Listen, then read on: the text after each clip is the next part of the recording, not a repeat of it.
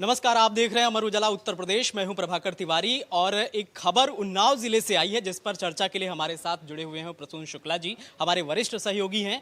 प्रसून, जिस तरीके से उन्नाव में एक भीषण सड़क हादसा हुआ है जिसमें 6 लोगों की मौत हो गई है। बता दें कि उन्नाव के चंद्रिका देवी मंदिर से मुंडन करा करके परिवार घर को वापस जा रहा था। बोलेरो से ये लोग जा रहे थे और डंपर ने टक्कर मार दी और टक्कर इतनी जबरदस्त थी कि इसमें 6 लोगों की जान चली गई है। पूरी खबर क्या है, किस तरह से यह हादसा हुआ है, प्रसून जानकारी दीजिए।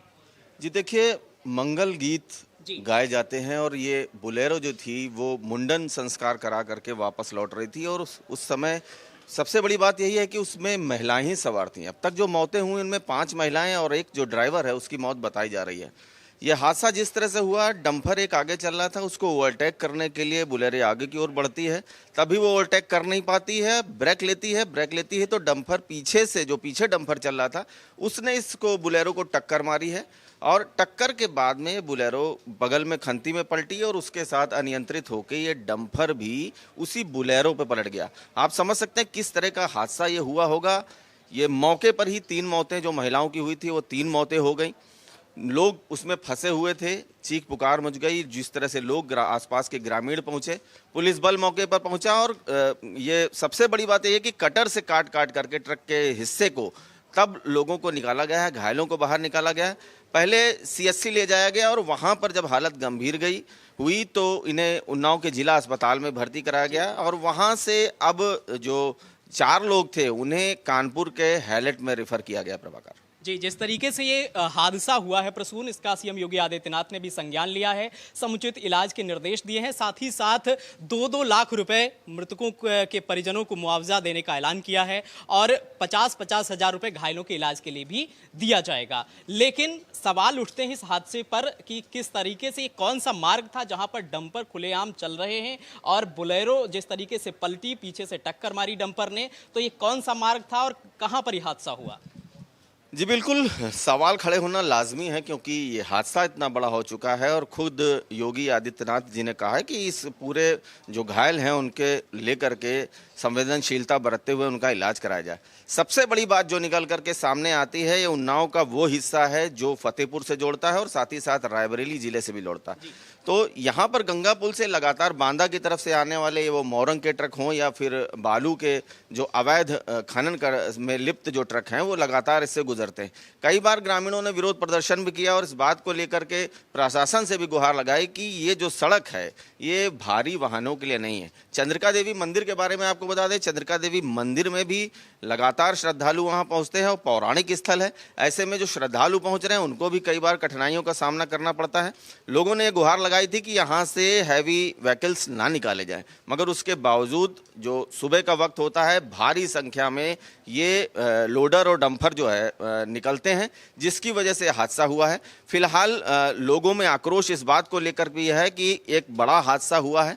6 परिवारों के जो घर में मातम पसर गया है। जिस घर में मुंडन का कार्यक्रम होना था, शाम को जो है दावत का इंतजाम होना था, वहां से अब अर्थियां उठ रही हैं। तो ये बड़ा सवाल खड़ा करता है सिस्टम पे भी, और जिस तरह से ये पूरा हादसा हुआ है उसको लेकर के अब किस तरह से आगे की कार्रवाई है ये भी देखने वाली बात होगी। प्रभाकर बिल्कुल, जिस तरीके से हादसा हुआ है सिस्टम पर भी सवाल खड़े हो रहे हैं, लेकिन जो ये डंपर वाली बात सामने आई, कहां से ये ट्रक और डंपर आते हैं, क्या लोड होकर इनमें आता है, जो उस छोटे से मार्ग से प्रसून निकलते हैं, जिससे कि वहां के जो आम लोग हैं उनको परेशानी होती है क्योंकि मार्ग बहुत चौड़ा नहीं है जहां पर हादसा हुआ। अगर चौड़ा होता तो इस तरह की हादसा वहां पर नहीं होता।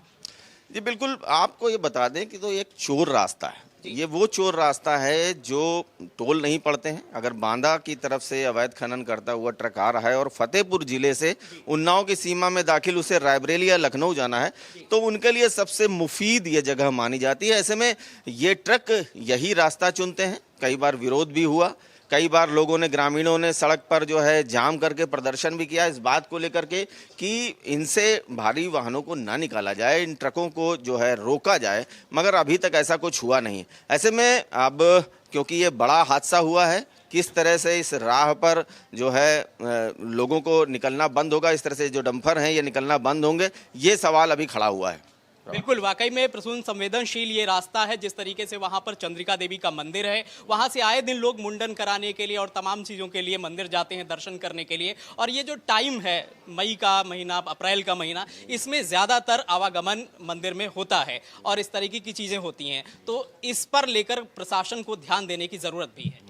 बिल्कुल, प्रशासन को ध्यान देना चाहिए और जिस तरह से प्रदेश सरकार में भी ये साफ तौर पर कहा गया है कि जो ओवरलोडेड वाहन हैं उन पर कार्रवाइयाँ भी हो रही हैं, मगर ये कार्रवाइयाँ नेशनल हाईवेज पर तो दिखती है, मगर ये जो चोर मार्ग हैं वो अभी भी नहीं बंद है। प्रदेश के कई हिस्सों में अगर हम बात करें, बुंदेलखंड की बात करें, तो वहाँ पर भी चोर मार्ग ऐसे बने हुए हैं जहाँ से ये अवैध खनन होता रहता है। और अगर अब हम इधर की बात करें, लखनऊ की तरफ अगर सफ़र करना है, ओवरलोडेड वाहन ले जाने हैं, तो ये चोर रास्ते ही जो है इनके लिए सबसे मुफीद साबित होते हैं। ऐसे में अब सवाल ये उठता है कि जिस तरह से कार्रवाई दिखाई जाती है, आरटीओ प्रशासन की तरफ से भी ये दिखाया जाता है कि एक माह हमने इतनी कार्रवाई कर ली और इतश्री करके कागजों पर एक बड़ी कार्रवाई दिखती है, मगर सवाल फिर यहीं खड़ा होता है कि एक हादसा हुआ है, कई परिवारों में जो है खुशियां मातम में बदल चुकी हैं। ऐसे में सवाल ज़रूर उठता है कि आखिर कार्रवाई कब होगी, ऐसे जो ओवरलोडेड वाहन हैं उन पर कार्रवाई कब होगी, या इन रास्तों पर जिन पर जो है ओवरलोडेड वाहन चलना मना है उसके बावजूद चल रहे हैं, इन पर आखिर लगाम कब लगे। वाकई में हादसे को दावत देते जिस तरीके से ये वाहन चल रहे हैं, इन पर कार्रवाई की जरूरत है। थानाध्यक्ष ने बताया है कि हादसे के बाद डंपर चालक मौके से भागने में सफल रहा है। डंपर को कब्जे में लेकर विधिक कार्रवाई की जा रही है। मां मालती समेत सभी 7 घायलों की हालत नाजुक बनी हुई है, जिनका इलाज चल रहा है। पुलिस ने शव को पोस्टमार्टम के लिए भेज दिया है। और इस पर जो एक सवाल ये भी उठता है कि डंपर चालक को पुलिस अभी तक पकड़ नहीं पाई है कि कौन था और वो वहां पर हादसे के बाद भाग गया है। हाँ बिल्कुल, डंपर चालक जिस तरह से वाहन, ये डंपर क्योंकि बाद में पलटा है और हादसा होने के बाद में डंपर चालक फरार हो गया। सबसे बड़ी चीज़ प्रभाकर यहाँ पर यह भी बता देंगे कि जिस तरह से हादसा हुआ है, जो बेटा मासूम शुभ था वो माँ की गोद में था और हादसे के बाद में माँ भी गंभीर रूप से घायल हुई है। वो समझ ही नहीं पा रहा था कि आखिर ये अचानक हुआ ही क्या है। जिला अस्पताल में औरों की गोद में ये शुभ अब अस्पताल में इलाज करा रहा है और उसकी माँ की हालत गंभीर बनी हुई है। पूरे सिस्टम पर सवाल खड़ा हो रहा है और साथ ही साथ ये जिस तरह से डंपर चालक है उसको लेकर भी सवाल खड़ा हो रहा है कि आखिर कागज़ों में क्या कमी थी, क्योंकि वही डंपर यहाँ से निकलते हैं, या तो उनकी नंबर प्लेट पुती हुई होती है या जो है ड्राइवरों के पास पूरे कागजात नहीं होते हैं। तो ऐसे में सवाल ये जाँच के बाद निकल करके सामने आएंगे कि क्यों इन चोर मार्गों का इस्तेमाल अब तक होता रहा और अब तक प्रशासनिक कोई कार्रवाई नहीं हुई। आरटीओ प्रशासन की तरफ से अभी तक कोई कार्रवाई नहीं की गई। ऐसे में सवाल लाजमी अब देखना यह होगा कि कार्रवाई आखिर कब तक होती है। में प्रशासन जब हादसे हो जाते हैं उसके बाद ही सजग होता है और उसके बाद ही कार्रवाई की जो प्रक्रिया है वो आगे बढ़ती है। फिलहाल जिस तरीके से उन्नाव में भीषण हादसा हुआ है उसमें 6 जिंदगियां चली गई हैं और 7 लोग घायल भी हैं जिनका इलाज चल रहा है। बता दें कि हादसा बिहार बक्सर मार्ग पर बुधवार रात हुआ है, जहां पर भोर के उजाले के साथ एक भीषण हादसे ने जो है रूप ले लिया। मां चंद्रिका के दरबार में 3 साल के मासूम शुभ का मुंडन संस्कार कराकर परिवार लौट रहा था। एक बेकाबू डंपर ने बोलेरो को ऐसी टक्कर मारी कि मंगल गीत पल भर में चीख पुकार और मौत के सन्नाटे में बदल गए। इस भयावह हादसे में अब तक 6 लोगों की जान जा चुकी है, जबकि 5 से 7 लोग घायल बताए जा रहे हैं। तो ये बहुत ही बड़ा हादसा उन्नाव में हुआ है जिस पर सीएम योगी आदित्यनाथ ने संज्ञान लिया है।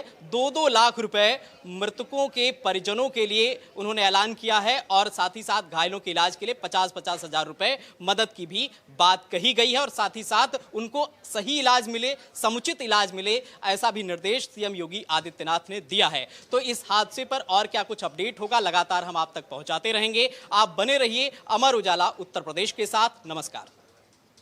आपके राज्य की खबरें, आपके शहर की खबरें सबसे पहले जानने के लिए देखते रहें अमर उजाला। चैनल को सब्सक्राइब जरूर कर लें और पाएं हर अपडेट।